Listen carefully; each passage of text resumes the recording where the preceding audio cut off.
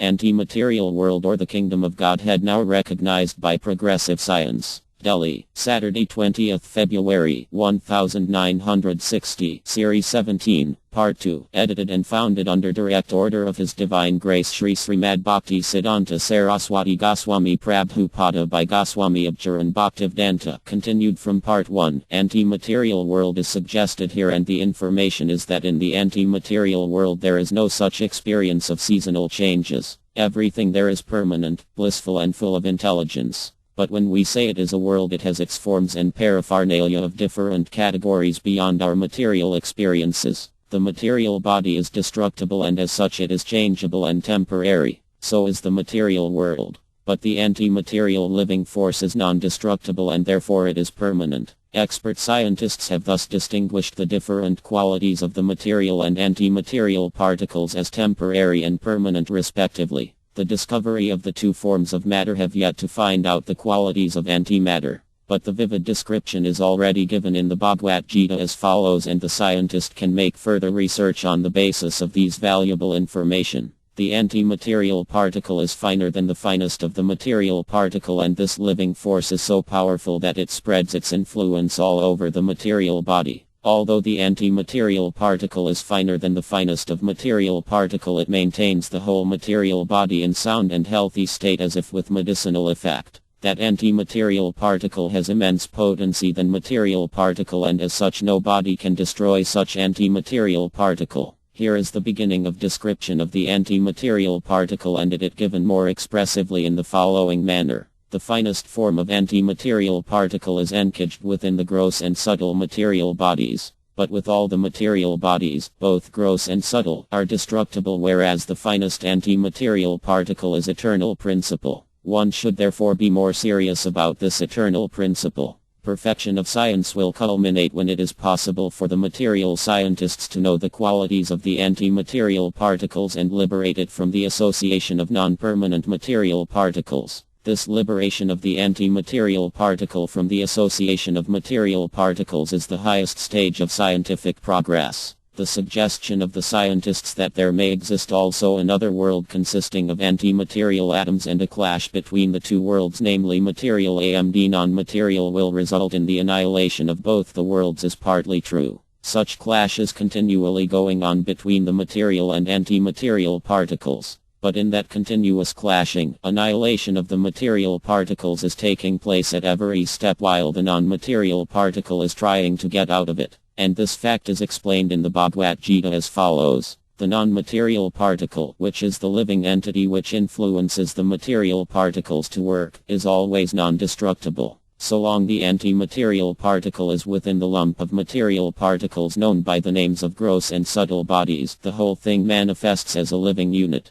As such, in the continuous clashing between the two particles, the non-material particle is never annihilated, neither any body is able to cause such annihilation of the anti-material particle at any time, past, present or future. We think therefore that the theory of annihilation of both the worlds is wrong in conception. This is further explained in the Bhagavad Gita as follows. The finest and immeasurable anti-material particle is always indestructible, permanent and eternal. But its encagement by material particle is annihilated at a certain period. The same principle is applicable also in the case of material and anti-material worlds. No body should be afraid of the anti-material particle as becoming subject to annihilation, either as particle or as the world of such particles. Everything that is annihilated is also created at a certain stage. As the material body is created, so also the material world is created. And because the anti-material particle is never annihilated, so also it is never created. This is corroborated in the Bhagavad Gita as follows. The anti-material particle, which is the vital force, is neither born nor created. It exists eternally. It has no date of birth nor any period of death. It is neither created nor annihilated by repetition. It is eternally existing, and as such it is the oldest of the old, and yet it is always fresh and new.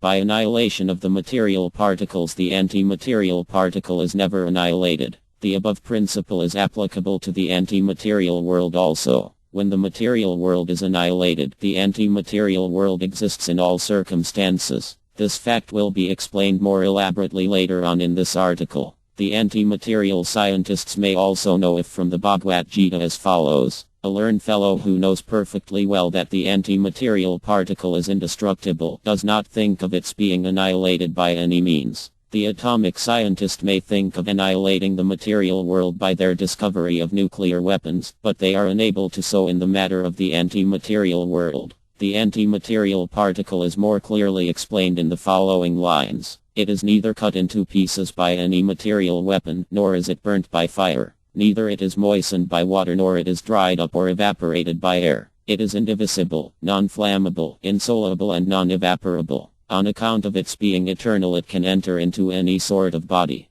Being steady by constitution, its qualities as above are always fixed up. It is inexplicable also on account of its being contrary to all material qualities. It is unthinkable by ordinary brain. It is unchainable. Nobody should ever lament over the anti-material principle. Thus in Bhagavad Gita and in all other Vedic literatures the superior energy anti-material principle is accepted as the vital force or the living spirit, explained in one word as Jiva. This living principle is impossible to be generated by any sort of combination of material elements. The material elements, namely 1. Earth, 2. Water, 3. Air, 4. Fire, 5. Sky, 6. Mind, 7. Intelligence and material, 8. Ego. All these 8 material principles are described as inferior energies, whereas the living force or the anti-material principle is described as the superior energy. They are called energies because they are controlled by the supreme living being or the personality of Godhead, Krishna.